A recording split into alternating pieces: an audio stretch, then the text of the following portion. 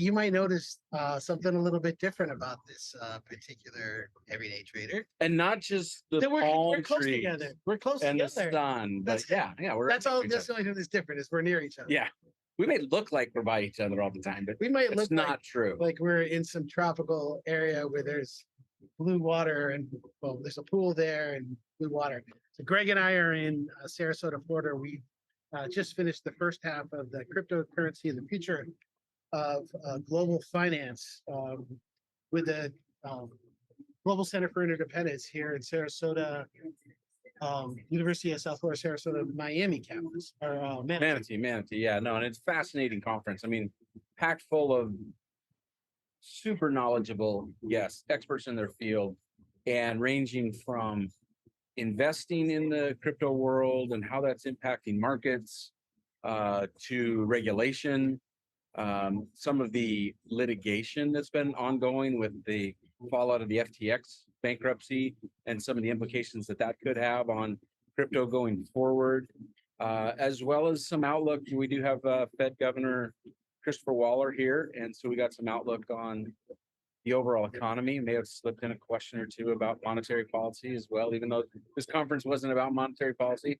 Got his opinion on our banking crisis, or as he like to call it, is it the banking event?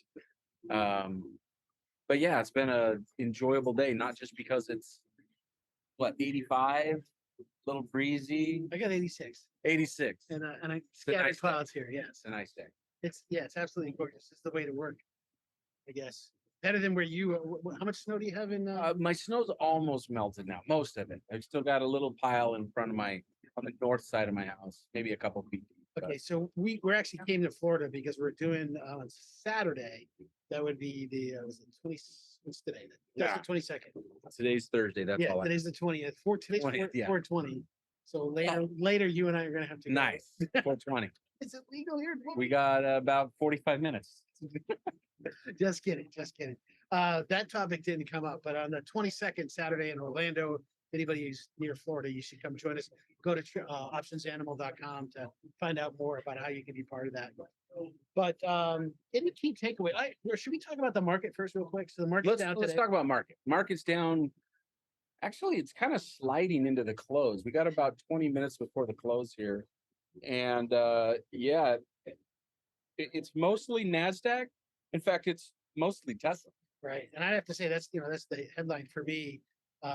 Not unexpected that Tesla's made six announcements this year, just this year, lowering the price of models. That can't happen without impacting gross margin. And I follow Tesla close enough, and I'm a big fan, long-term bullish. I think this is an opportunity here, but for those of you that follow what I do on Trader Oasis, know that I was very bearish going into this earnings event, and I expected, exactly what happened. They would acknowledge that there will be an impact to gross margin, but they'd be vague about the impact. And the argument is cut margin to grow market share.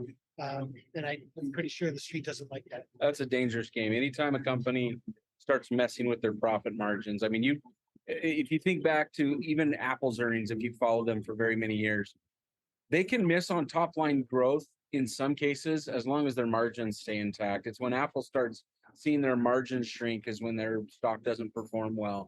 And so I don't think that's a great thing in the short term for Tesla. Well, Now, long term, I agree with you. It's probably an opportunity. I am long-term bullish because just 3 years ago, people joked about Tesla not making money and never making money. They're probably never going to make money. That's not the case. Just until recently, maybe even still the most profitable car company. I think for all the reasons that were mentioned on the shareholder call, there's reasons to be confident, but the market tends to be very short-sighted and reacted as expected. So a significant bearish move in Tesla. It seems to be pulling down all of tech. And with that, it's kind of one of those things with tech. I mean, tech is volatile, and they should be. There was actually a really interesting analogy that was shared here talking about Bitcoin, and that Bitcoin is kind of is a cross or a hybrid between the NASDAQ and gold. On one side, you've got the technology component of the NASDAQ and the volatility component associated with tech stocks. On the other hand, you've got the store of value, the inflation hedge that gold can be, and Bitcoin's kind of somewhere in between. I thought that was an interesting analogy. Yeah, because certainly one of the questions I keep asking is, what is crypto, and even Bitcoin? What is Bitcoin? Is it a store of value? Is it something that you can use to do transactions? Is it something that provides credibility and trust? I don't know exactly what it is. And there is another topic that came up. You mentioned the one regarding the bankruptcy surrounding FTX and several other companies that are pulled into that as well.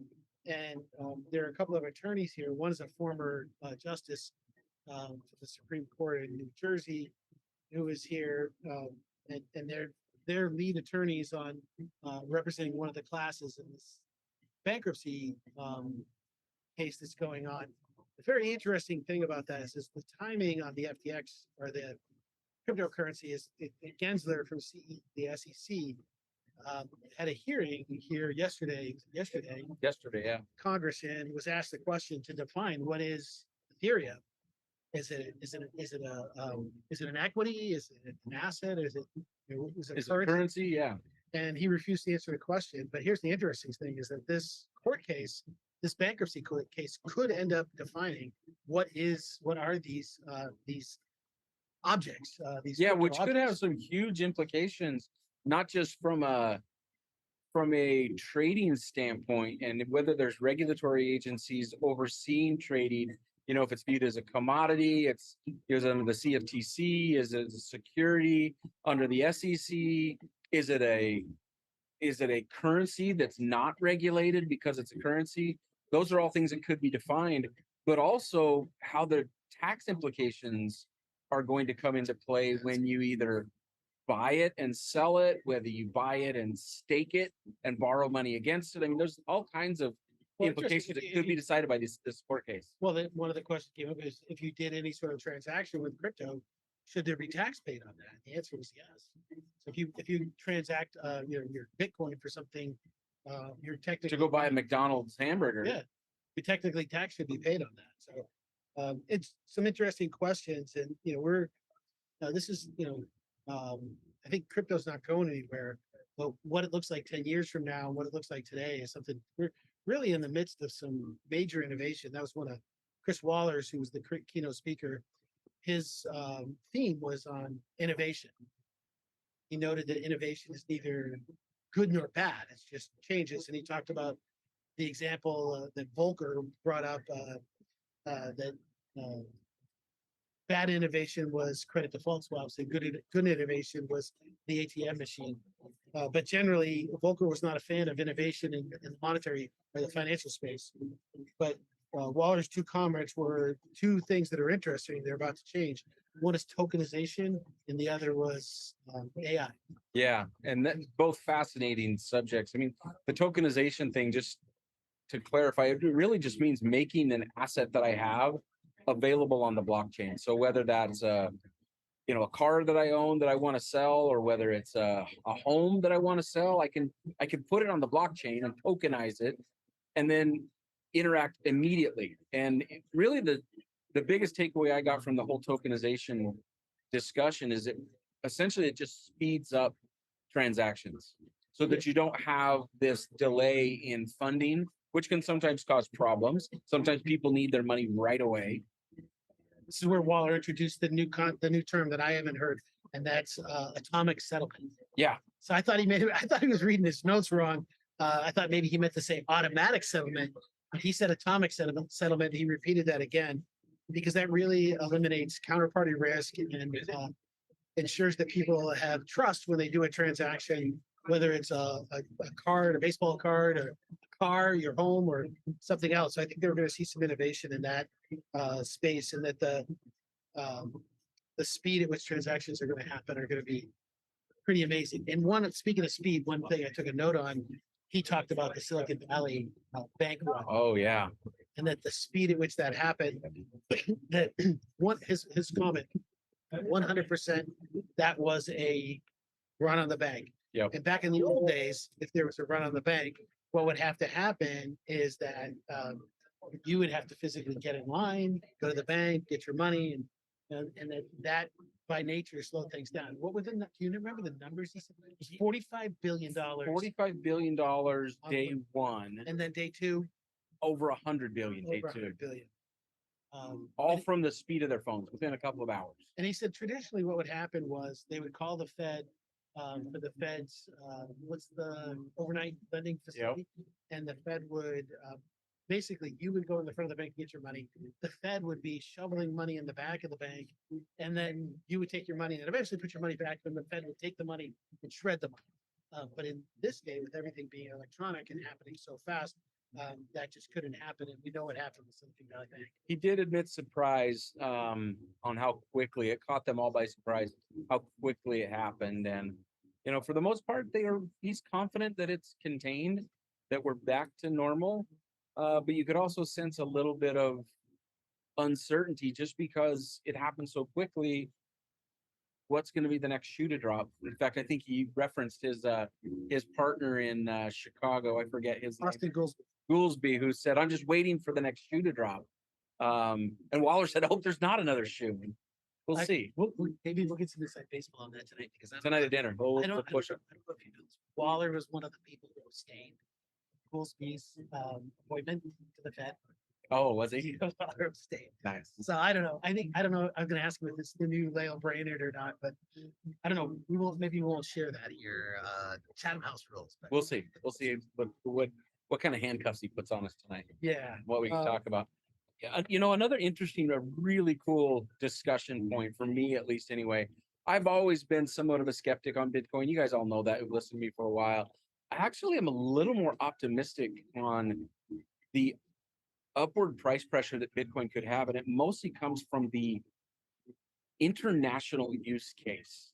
You know, here in the United States, we've become really accustomed to our settlement and the way our money flows. It's very efficient, and we're blessed that way. You know, we take So for if I want to granted. send Greg, we just had lunch, and I want to send him $20 by Venmo, boom, I do it. Yeah, and we're used to that. We take it for granted. Not all countries are used to that. And this idea of a secure, encrypted chain of execution where I can safely send a value of, you know, from me to Eric, you know, if we were both living in, where's the civil war they said was just breaking out in Africa. I don't remember where. Sudan, I believe, is what he said.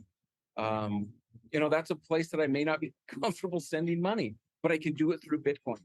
And as we look at US dollar hegemony, now there was a discussion about that as well, but as we look at, you know, the rest of the world wanting to try to move away from the dollar, I believe that there is going to be a demand for Bitcoin.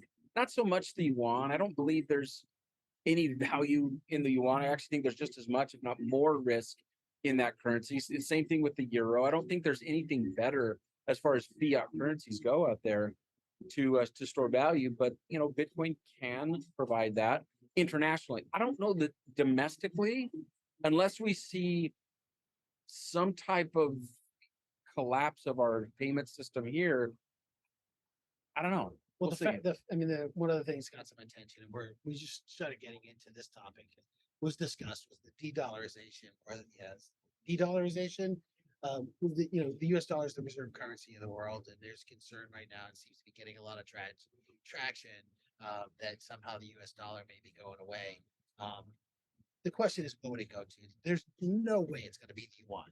No, and people are raising the issue that oil has been cleared using yuan with Saudi Arabia. This isn't the first time that China has required other countries to settle in yuan. The natural gas and Iran, there's transactions that have happened in yuan. I don't think there's a chance, a snowball's chance in hell, that the yuan could replace the U.S. dollar. There's some interesting comments about bags of money. Who was the guy that said that? Yeah, no, he was talking about the Halliburton suitcase. Designed specifically to fit $1 million in $100 bills. You all have seen that movie with the silver suitcase. It's specifically designed by Dimensions to hold $1 million. And he was talking about was this Scott Gray? No, it was Nick Colas. Okay. Yeah, well, it's a long day, a lot of good stuff. But anyways, there's was it $3 trillion in US currency, and 2 trillion of it is outside the US, Yeah. and it's all in $100 bills. So it's mostly all in $100 bills. That's moving around in pallets. And he said, one of the arguments against Bitcoin that people have always said as well, that, criminals can use, the bad guys can use. It's like, well, they're already using dollars and or $100 bills and 500 euro notes very well already to pull that off. You know the nickname for that $500? You're right. No, The Bin Laden. the Bin Laden. That's the nickname for it. That's what they call it. Nice. And they believe that the European Central Bank specifically created it to replace, knowing that there's this illicit use of cash, because they want that picked up and take that currency out of circulation. So back on the de-dollarization, that the general consensus here, anyways, that there's no way that this is going to happen. What would it go to?